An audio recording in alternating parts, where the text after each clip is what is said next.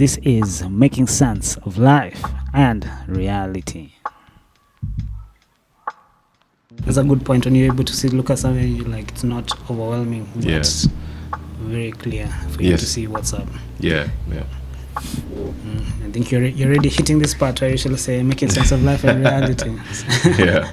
But we spend our lives moving through structures, offices, storefronts, and cityscapes. We often look at these buildings as just bricks and mortar, but every structure sorted as a vision required a foundation and holds a specific value. Today's guest understands the soul of these structures better than most. With a decade of experience in management, sales, and advisory, he has made a career out of unlocking the potential in commercial spaces. But today, we're going to see what those 10 years in real estate have taught him about the reality of life itself. And we can get to showcase and highlight the roles that our professionals get to bring to this big society.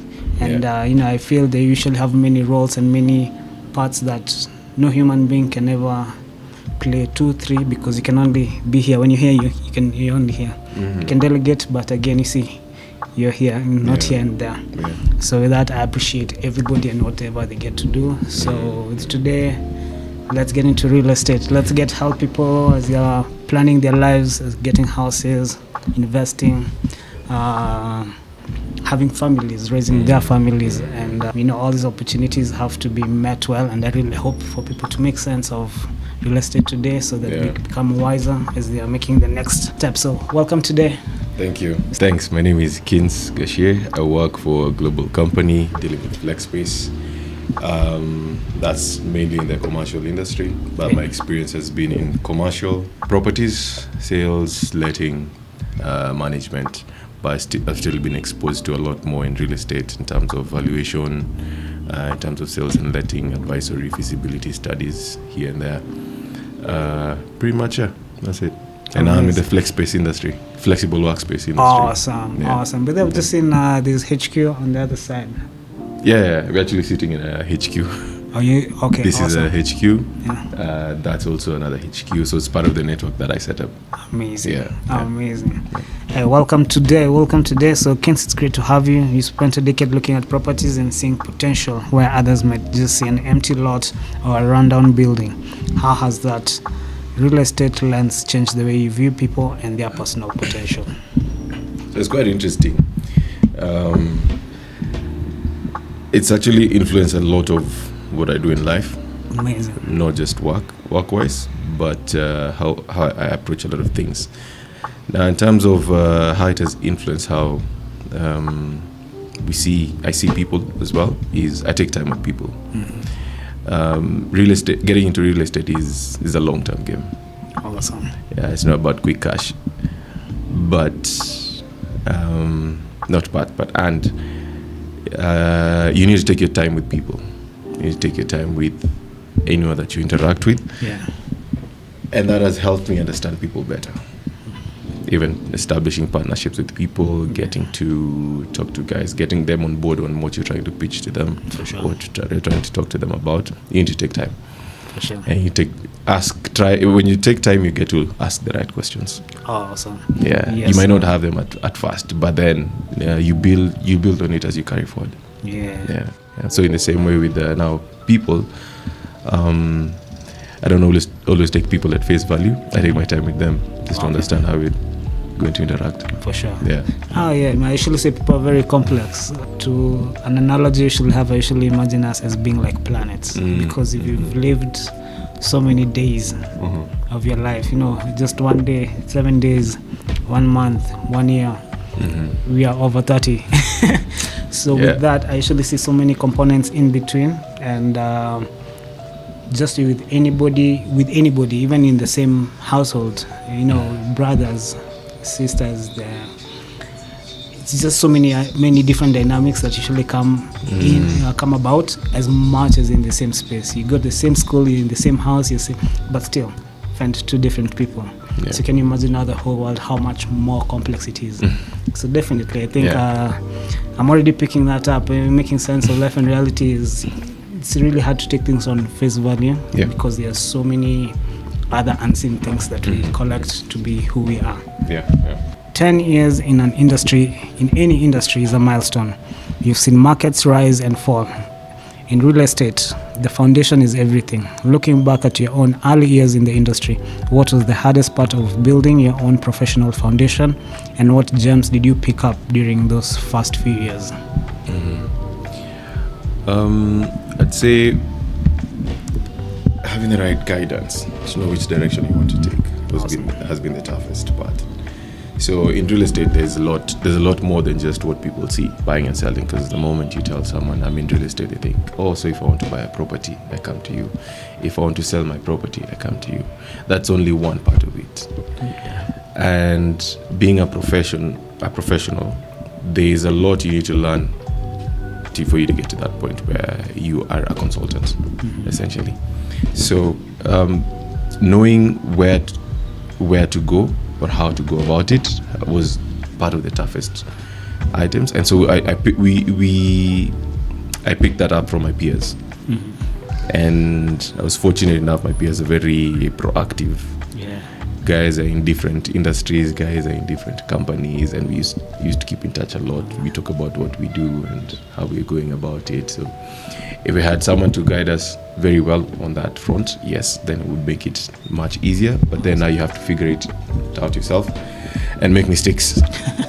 So mistakes you might not have made if you had guidance, but yeah. Because still past it, I'm just like, there's always the guidance part, but there's still the part of you yourself having to take on now, going down that road, using the advice and the guiding words of the ones that you've received. Yes. But so making sense of life in reality for me is so personal, because at the end of the day, you still have to make a choice. You still have to make your move. You can have the best advice in the world, but still you have to move one way or another. How have you seen the guidance get you to this point that you are right now, where you're like 10 years later, and the opportunities that you're getting right now are definitely not the opportunities you could have been getting if you have not built this thing over years? So you are your own brand. Awesome. You're the one who sells yourself. Awesome. Nicely put. So with building that, you need to build it with two things: one, information, and also confidence. Because you might have all the information and all that, but you're not being seen. No one knows about you. Okay. So putting yourself out there properly, I think it also is a big factor to getting yourself to that level. But then, even as you're getting yourself out there, what are you going with? Are you going just as an empty person, or are you going there with very well equipped? Competence. Yeah, competence. So building competence and getting out there has been a big factor. Awesome. I've just had this thing I think I had the other day was competence brings confidence. With somebody asking, how do you get your confidence? This guy's just like, nah, be competent. If that backs your confidence, you're very easy with this. Yeah, there's a lot of validation getting in there. For sure. And you've hit it with, you cannot be empty when having confidence.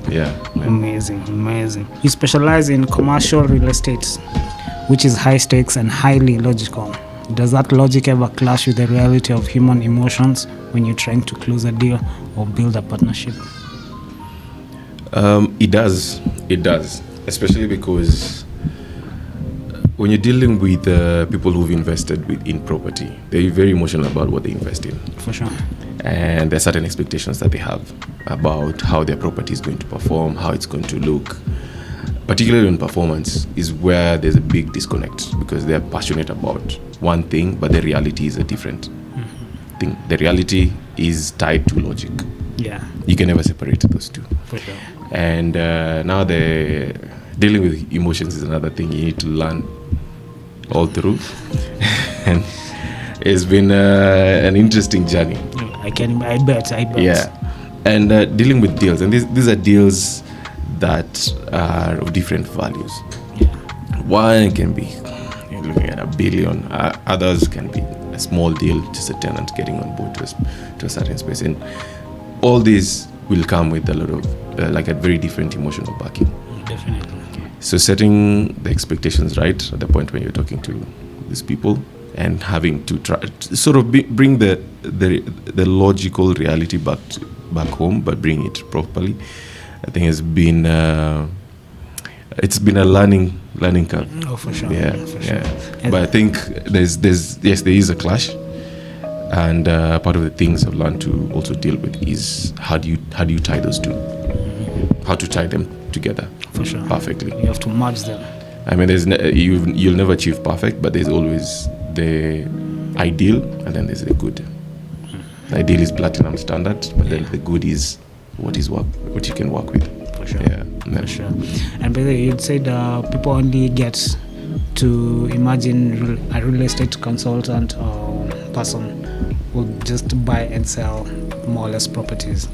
What more would people be approaching you, or the next time somebody hears or sees you or knows of a person who does real estate, what's the scope of what a real estate person can do or they usually do? So it's quite vast of what someone can do in real estate, and some people choose to specialize in one thing. But in real estate, aside from when buyers want to get into it or sellers want to involve you, there's the management aspect of it, where you run the building for them. What essentially they do is just sit and wait for their money every month or whatever period you've agreed with them. And then there's valuation, which is more of valuation and advisory are tied together. And here you can deal with an array of clients. It can be banks, it can be private owners, there can be institutions, private and public institutions. You can do valuations for them. And then there's feasibility studies that people normally do before they start a project. We are involved. We actually execute that as professions. Then there's also facilities management, where you deal with certain aspects of the property that do not involve rent collection, but now the services and maintenance of the property to make sure that the users are comfortable within the premises. So yeah, those are just some of the ones I can think at the top of my head. And then there's now the industry I'm mainly in right now, flexible workspace. Then there's also occupier services, where you get big clients who need someone to represent them when they're talking to landlords or negotiate deals for them. Awesome. So we also take that angle. Awesome. Yeah, man, this is making sense of life and reality, and I hope you next time you're having the thing of having better questions or having better perspective, even as you're meeting somebody, is just a plus for, and especially for the person who doesn't know. Yeah. And actually for the person who knows, it's way better for them to be able to directly help this person solve their problem. Yeah, true. So big up. One of your passions is unlocking the full potential of a property. Sometimes a building needs a total renovation. Sometimes it just needs a new perspective. How do we apply that valuation mindset to our own lives when we feel like we've hit a ceiling or our market value has dropped? So it's quite interesting. One is you take a step back. You take a step back and see where the issues are, where the issues are existing or potential that might be already setting you back, or they've already happened and you need to address them. So sometimes, as much as it might sound very easily saying it, that you need to do a full assessment of yourself and have like a checklist. No one has a checklist for life, For sure. or for themselves. Yeah, but we know what we need. We know what we want, and we are the ones who align ourselves to what we want and our lives. So, and sometimes, yes, you might not, and that's where the professionals come in. You might not understand where you need to be. Sure. So you might not understand what my property what challenges my property is facing. That's why now we come in. Yeah. So sometimes you need to take a step back yourself, or even consult a professional. Sometimes where now therapy can come in, and then just get to talk to someone and get a very objective opinion about you.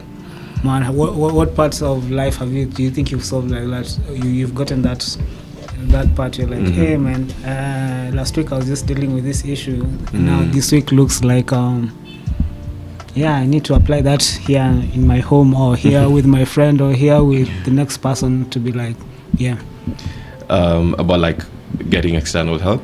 And especially because with this we're looking at a building, and then you're like, it's not getting its full potential. So this is as simple as, we need to waterproof here because you're seeing this. We need to do another paint job because it's already wearing down. You're having plumbing issues, and this will multiply by X so much time if you take more time. So we need to do the plumbing right now. And then now with that, you're like, the building can now operate, flowingly without any obstruction. So the same now you apply to life. You're like, man, can you imagine we just fix this and this and this and this? Man, your life is good. You see, professionals help you simplify things. Awesome. Yes. They help you simplify things. And professionals now in life, away from real estate, it can be someone completely new to you, or someone that you are familiar with.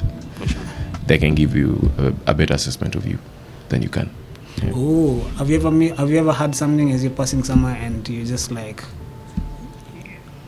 because you're in the profession that you are in, you are able to click and understand of this issue as much as you're not there, but because of the experience that you have in you, it's easy just to be like, nah, that's not right there. Check here, and then you go because of that, and then you get to appreciate the professional aspect of life, to be like, wow. I've had situations that are like that, where you just need to change. You just need to change a simple perspective to it, but then to the owner it might look like a very big thing, like it's a very big challenge. But we can simplify. That's why we're here. We're here to simplify the lives of now property owners. And as much as they need maybe an overhaul of something, you help simplify that to help the next person understand, I'm sorry, this is just an overhaul. Yes. I don't want you to use this much money, and then later on you're using all this much money. It amplifies. I just want you to use just this much money without us adding now the rest of it. Oh man, I can imagine the pains. And one of the core things for this is actually how I know many professionals who get to solve different kind of problems, and that's why I have the podcast to show that you should not be having that pain in your life. We have somebody who knows whatever they're doing. There's the next person. I've had a wellness person, I've had an artist, and with all these things you just sit back and you're like, that is why we need that person. So bless her. In advisory and valuation, you have to be brutally honest about what something is worth. Is it hard to bring that same level of radical honesty to your personal life and your own self-reflection? I think it is. It can be difficult because as humans we have this fairy tale in our heads of what ideal should be. Awesome. But then dealing with that reality is usually very difficult. The reality that's not possible is very difficult. So yes, at the beginning it was very difficult to implement that personally, because I thought, there's certain levels I could be at. Remember leaving campus thinking, by a certain time I'll be driving, by a certain time I'll have started paying for a house, or have done this much investment. But man, whatever resources are available to you, I mean, there are things that you may need to prolong, or there are certain changes that you need to make that will make you uncomfortable. So and it's a brutal honesty that you have to deal with, and dealing with things in that level. Now, on a personal level, it hits different. It is very, very different. But delivering this to like a developer or property owner, it can be easy to deliver it, but then for them also, it might hit the same way that it hits personally. For sure. Now we need to make some things look just normal. It's normal to get muddy. It's normal for things to get hard. It's normal, but again, there's a way out. At the end of the day, there's a way out. Don't get stuck at that. because mental health and looking at other stories. Yeah. You know, you listen to what you just said and what other people just said, you're like, as hard as things usually are, you always just find a way out. Yeah. True. Because I can imagine getting caught up in those things where you're like, and especially in life, is you're caught up between not only you, there's a wife, there's a kid, there's a mom, there's a landlord, there's a supplier, there's many other moving parts where it's not only you. And at times when you get affected, all these other parts get affected too, where they don't need to get affected. Yeah. So maybe help people to get that kind of perspective. You've mentioned that building long-lasting partnerships is a core part of your mission. In a world that increasingly transactional, how do you ensure partnership stays focused on the long-term reality rather than the immediate gain? I'll tie that to the point about knowing people. Okay. You need to take your time. Yeah. And the only way you'll get to understand how much time you need to, or how well your partnership will go with your client is you need to take time with them. That's the only way you'll understand that you can not only connect at this point with the transaction that you're dealing with, but beyond that, there's more opportunity. Sometimes it can be even something you like doing personally, and you can only get to learn that when you take your time with someone. So you get to understand, okay, this is a client, this is what I'm dealing with them, but they might have another business that they're doing that you have interest in, or that someone has interest in. You would not do this if you didn't take your time with them. Yeah, for sure. So same approach. Take your time with the client. Get to understand not just what you're doing then. Get to understand what more they're doing. Amazing. What ticks them sometimes. Yeah, You might not necessarily have to get very personal, but you may get to have more time to be able to see the extent of a problem, or you just see you can actually there might be another problem for you to solve. Yes, or another connected problem that actually when you get to solve it, it's able to solve now the problem that you're actually there for at a certain time. So come out to me, you're like a ninja here, you're like Martin Doom killing mosquitoes from every corner. So that's the thing. No, that's the thing. And now you see, now after that you're living a more satisfied client, a more peaceful client. Yes. Less problems. Most of these clients, they get into a lot of the clients I've seen get into real estate as let's call it a side hustle for them, because their core business is in something different. So they're like, we need also someone not to just keep the funds for such a long time, but something else that's generating revenue. So they diversify their portfolio by getting into real estate. That's what I've seen with quite a number of the clients I've met over the last 3 years. Oh, because when you say that, what is the other category of clients, and especially the ones are not taking this as a side hustle? So there are institutional developers that deal with the focus on real estate, but then there are others who are building something completely different, but they made their money over the years, and they're like, we need another place that can sustain. For sure. Yeah. So you can say real estate is a good place to invest in. Yes. There's a lot of opportunity there, but you need to be well guided. Is this where we call where passive income comes in? Yeah, you can call it passive income. Okay. Yeah. I'm sorry. He'll show you. He'll guide you well through. Yeah. This. Real estate can be a very shiny industry. Big deals, big buildings, big numbers. But the show is called Making Sense of Life and Reality. What is one reality about the industry or life that you wish more people understood before they started the climb? Patience, to be honest. Awesome. Patience. When you get into real estate, you need to be patient. You're not looking for quick cash. And the same thing now you also implement in your personal life. If you want to make progress, you need to be patient with yourself. Awesome. So that you learn the realities of who you are. And now with building and you're saying patience, how patient are people being patient? Are we asking our future investors or investors are already there? How patient are we looking at? And why patience? Because so people can understand and be like, okay, yeah, I'll be patient. If that's the reason, let me be patient. Look, let's take for example, you want to flip a property. You want to buy and then sell it eventually. If you're going to sell it to someone later on, and this is someone who does not share the same passion as you, then there'll be a conflict when there's a bit of a conflict on the approach to that transaction. So your reality is different from someone else's reality, but there's a place where you guys can meet. For sure. So if you wanted to buy this property, make a few chums here and there, then sell it, the person you're selling to will actually want to see how much money they're making out of it. For you, it was just for passive income. Yeah. But for them, it's probably one of their main sources of income, where they want to see decent return. Yeah. What is decent return to them and what is decent return to you? Those are things that will vary. So that's why when you're getting into it, you also need to be. That's why you need to be patient with it. Because again, you'll get on board, you want to dispose it, you get into the market is different from what you thought it would be. Or it's different from the performance you could achieve from the onset to what it is 5 years later or 10 years later. Yeah.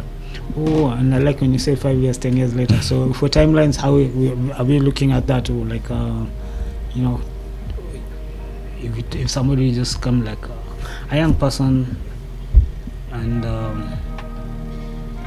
because again in my mind right now I'm seeing affordable housing and I'm seeing a lot of the Savo model, and it's amazing. For the 12,000 you can do that, and in 2 years or something you have the property. So with that I'm just like, what are the dynamics, and especially timeline wise? Because again, as a family, the other day I was thinking of a family thing where we can all come together and put our funds together to do this thing. So that you don't get mtu mwingine asenda, another person does not go and then come back, go with some information, and then 5 years later the family is looking at you like, yo, why is it not working the way you said? I guess you just need to review the performance every 3 years, how it goes, because things can change quite a lot. For sure. Yeah, but then I can't set a specific timeline to it, because different asset classes will perform differently with varying timelines. Yeah. You've seen what's happening. Okay, before people used to be like, oh, commercial properties, fantastic. That's where guys are going in. When's the last time you saw a commercial property being put up? No. There are a few in the pipeline, but not as much as we used to see before. So what's the other asset class that's now coming up? Look at data centers. There's a huge conversation around data centers. For sure. There's a huge conversation around warehousing, which was not that big before. For sure. And storage. The storage. Exactly. Yeah, for sure. Yeah. So that's why I'm saying I can't put a certain timeline to any particular investment. It's a nice thing as you say that. You say so that even as this person of ours is going to give out the news, is like, yo, we cannot. The professionals say they cannot put it, but again, 3 years, every 3 years, we check this out, and then to be like, okay, they said 3 years, and then it's a bit peaceful, and with that, definitely, you said a lot of things can change. There will be the same people who are so critical, and what is this word? Negative about what about the idea you had, and then now later on they're just like, hey, yay, it worked. Or maybe it was in those 3 years it was about to go down, and that was the mark where it's now. Maybe it needed a few more months or 1 more year, and then you're like, bro, we could have never known this was what would have happened. So making sense of life and reality, because it's beyond peace, beyond understanding, and I think that's where a lot of frustration usually comes in from. And I want less of that. I want better realities. This is Making Sense of Life and Reality.